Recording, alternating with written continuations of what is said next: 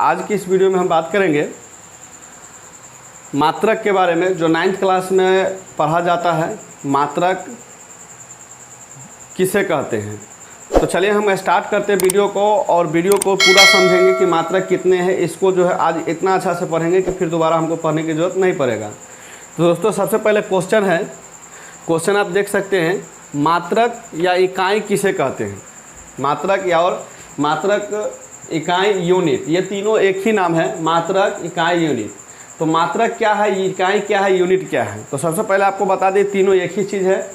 अब चलिए हम समझा देते हैं। तो यहाँ पर आप देख सकते हैं मात्रक के बारे में दिया हुआ है कि किसी भी भौतिक राशि को जिसकी सहायता से मापी जाती है, यानी कि किसी भी भौतिक राशि को जिसकी सहायता से मापी जाती है उसी को हम मात्रक कहते हैं। उसे मात्रक या इकाई या यूनिट कहते हैं। इसे कहीं कहीं मापक भी कहा जाता है। अब सबसे पहले जानना है कि भौतिक राशि किसे कहते हैं। तो देखिए हमारे आसपास में बहुत सारे ऐसे चीज़ हैं जिसे मापने की ज़रूरत होती है। अब जैसे कहीं हम जा रहे हैं तो उसकी दूरी मापा जाता है। अब जैसे ये कपड़ा पहने हुए तो इसकी लंबाई चौड़ाई होगी।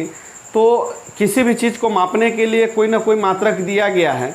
तो पहले के ज़माने में बहुत कम मात्रक ही थे, लेकिन अभी जिस युग में हम जी रहे हैं वहाँ यहाँ पर करीब करीब 7 चीज़ों को मापा जाता है, लेकिन पहले 3 ही चीज़ों को मापा जाता था।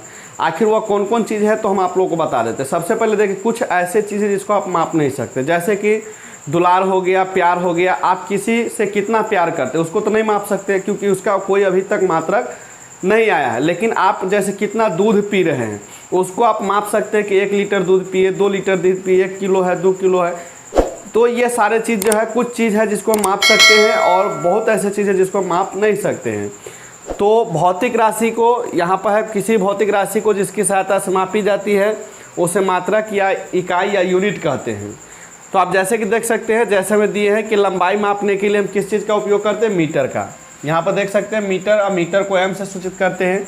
उसी तरह से समय को मापने के लिए हम क्या करते हैं? सेकेंड का उपयोग करते हैं। सेकेंड से हम समय को गिन लेते हैं कि कितना समय हो गया है। इसके बाद है गर्मी है, ऊष्मा को मापने के लिए हम केल्विन का उपयोग करते हैं। इसी तरह से जो है मापक बना है, और उसको जो है कुछ चीज़ है जिसको मापा जाता है, किसको नहीं मापा जाता। अब है मात्रक। तो मात्रक कितने प्रकार के होते हैं? जब हम मात्रक के बारे में पढ़ रहे हैं तो ये तो सबके मन में होगा कि भाई मात्रक आखिर होते कितने प्रकार के हैं। तो मात्रक कितने प्रकार के होते हैं? तो ये होता है 2 मात्रक, 2 प्रकार के होते हैं। और 2 प्रकार में पहला है मूल मात्रक और दूसरा है व्युत्पन्न मात्रक। अब ये मूल मात्रक और व्युत्पन्न मात्रक क्या है इसको समझ लेते हैं। देखिए मूल मात्रक उसको कहते हैं, यहाँ पर लिखा हुआ है, मूल राशि को मापने वाले को मूल मात्रक कहते हैं। यानी कि इस दुनिया में कुछ ही जो है राशि मूल राशि है, और उसको जिस राशि से मापा जाता है, यानी जिस चीज़ से मापा जाता है उसी को मूल मात्रक कहते हैं। तो यहाँ पर लिखा हुआ है कि मूल राशि को मापने वाले को मूल मात्रक कहते हैं। समझ गए? जैसे कि अभी हम बताए हैं कि जैसे कि प्यार को हम नहीं माप सकते हैं, दूध को माप सकते हैं, चावल को माप सकते हैं, लंबाई को माप सकते हैं कि कितना दूरी है, कितना लंबा है। तो कुछ ही चीज़ है जिसको हम माप सकते हैं, उसी को जो मापते हैं उसको मूल मात्रक कहते हैं। उसके बाद है व्युत्पन्न मात्रक। तो व्युत्पन्न मात्रक किसे कहते हैं? तो व्युत्पन्न मात्रक कहते हैं व्युत्पन्न राशि जो होती है, यानी कि मूल राशि से जो बनते हैं उसको व्युत्पन्न राशि कहते हैं। तो यहाँ पर लिखा हुआ व्युत्पन्न राशि को मापने वाले को व्युत्पन्न मात्रक कहते हैं। अब व्युत्पन्न मात्रक, व्युत्पन्न राशि को मापने वाले, तो जैसे कि देख सकते हैं बल की मापने वाले। तो बल को मापने के लिए मीटर स्क्वायर का उपयोग किया जाता है। उसके बाद है आयतन को मापने के लिए मीटर क्यूब का उपयोग किया जाता है। उसी तरह चाल को मापने के लिए मीटर बटा सेकेंड यानी एमएस से मापा जाता है। अब कहिएगा क्या ये क्या है? चलिए थोड़ा सा समझा देते हैं। अब जैसे हम आयतन ले लेते हैं। अब आयतन है तो आयतन कैसे बना है? तो आयतन की जो सूत्र होती है, लंबाई होती है गुने चौड़ाई होती है और गुने ऊंचाई होती है। तो लंबाई, चौड़ाई, ऊंचाई। आप जानते हैं कि लंबाई को भी हम मीटर से ही माप सकते हैं, चौड़ाई को भी हम मीटर से ही मापेंगे, और ऊंचाई को भी मीटर से, ऊंचाई या गहराई दोनों को हम मीटर से ही मापेंगे। तो इस प्रकार से आप कह सकते हैं कि मीटर मीटर मीटर, यानी कि मीटर का पावर 3। तो ये हो गया व्युत्पन्न मात्रक। क्योंकि यहाँ पर आप देख सकते हैं, अगर आपको मूल मात्रक पूछेगा तो आयतन में यहाँ पर मूल मात्रक जो है m है, यानी मीटर है, और यहाँ पर हम देख रहे हैं 3 ठो मीटर को मिला करके इसको मापा गया है।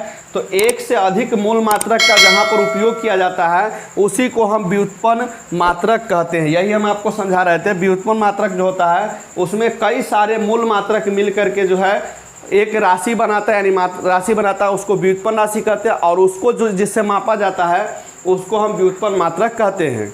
जैसे कि आप यहाँ देखें आयतन में लंबाई, चौड़ाई, ऊंचाई, इसमें लंबाई भी एक राशि हो गया, चौड़ाई भी एक राशि हो गया और ऊंचाई भी एक राशि हो गया। और इस तीनों राशि को हम मापेंगे किसमें? मीटर में। तो ये मीटर का पावर क्यों हो गया, यानी एक राशि से अधिक हो गया। तो एक राशि से जब भी किसी भी मात्रक में अधिक राशि को जब मापा जाता है किसी मात्रक से तो उसको हम व्युत्पन्न मात्रक कहते हैं। जैसे कि बल के मापने के यहाँ पर दे दिए हैं मीटर स्क्वायर, आयतन को मापने के लिए दे दिए मीटर क्यूब, चाल को मापने के लिए दे दिए मीटर बटा सेकेंड, यानी चाल को जो है मीटर और सेकेंड के फॉर्म में सूत्र लगा करके इसको जो हम चाल निकालते हैं, मीटर m/s इसका जो है मात्रक हो गया। उसी प्रकार से बात करते हैं दोस्तों आगे कि आखिर ये जो मात्रक है तो इसका जो सिस्टम है, तो यहाँ पर लिख सकते हैं यूनिक सिस्टम कितने प्रकार के होते हैं। तो यूनिक सिस्टम में ही हम मात्रक के बारे में पढ़ते हैं। तो देखिए यूनिक सिस्टम जो होते हैं, यूनिक सिस्टम 5 प्रकार के होते हैं। 5 प्रकार में कौन कौन है? तो पहला है FPS पद्धति। जब FPS पद्धति आया था तो उस समय 3 ही चीज़ को मापा जाता था। अब 3 चीज़ कौन कौन से है? तो यहाँ पर देख सकते हैं F से होता है फुट, यहाँ पर देख सकते हैं F से फुट होता है, P से पाउंड होता है और S से सेकेंड होता है। यानी कि FPS पद्धति में फुट, पाउंड, सेकेंड का उपयोग किया जाता था। तो फुट का मतलब होता था लंबाई, पाउंड का मतलब होता द्रव्यमान और सेकेंड का मतलब होता समय। यानी 3 चीज़ों को मापा जाता था, लंबाई, किसी भी चीज़ का वजन यानी द्रव्यमान, और समय को मापते थे। उस समय जो है बहुत विस्तार नहीं था मात्रक का, वैज्ञानिक लोगों के समझ में नहीं आ रहा था किस किस चीज़ को माप सकते हैं, तो उस समय 3 ही चीज़ों को मापा जाता था। उसके बाद आया CGS। CGS में क्या हुआ? तो C से होता है सेंटीमीटर, G से होता है ग्राम और S से होता है सेकेंड। इस पद्धति में भी वैज्ञानिक जो है 3 ही चीज़ को मापा। इसका हुआ क्या? तो पहले फुट में मापते थे लंबाई को, तब उसी को बदल करके सेंटीमीटर में ले आया। पहले पाउंड में नापते थे द्रव्यमान को, तो उसको ग्राम में ले आया और उसको सेकेंड जो है समय अभी तक सेकेंड ही चल रहा है।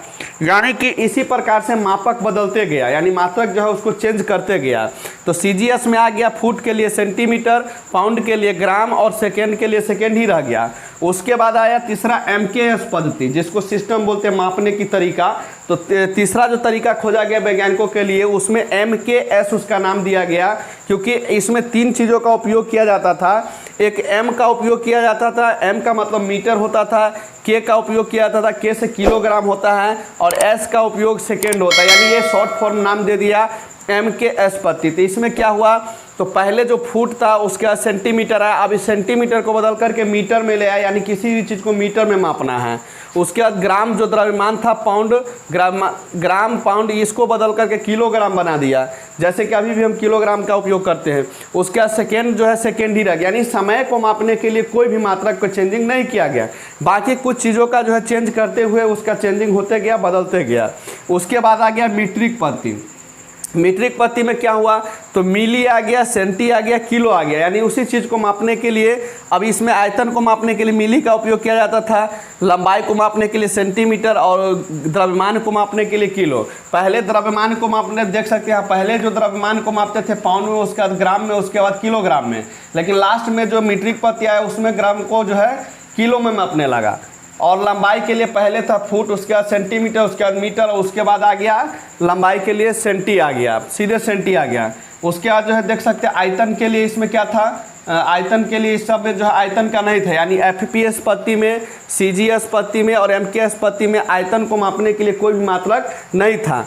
इसके बाद अभी जो आ गया है SI पद्धति। अब SI पद्धति जो है इसमें जो है 7 चीज़ों को मापना वैज्ञानिकों ने सीख लिया और दुनिया को भी सिखा दिया। पहले जो है देख सकते हैं इस सब में 3-3 चीज़ों को ही मापने का तरीका जानता था, लेकिन जब SI पद्धति आया तो लगभग 7 चीज़ों को मापना जो है सिखाया गया। वह 7 चीज़ कौन कौन से हैं? तो चलिए यहाँ पर हम आपको नंबरिंग करके जो है आप लोगों को समझा देते हैं।